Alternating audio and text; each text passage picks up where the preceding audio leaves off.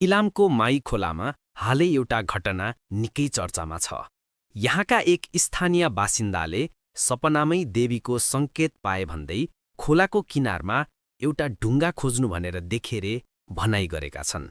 सकभर खोज्दा ठ्याक्कै त्यही स्थानमा देवीको आकृति जस्तो छाप भएको ढुङ्गा भेटिएको दावी गरिएको छ।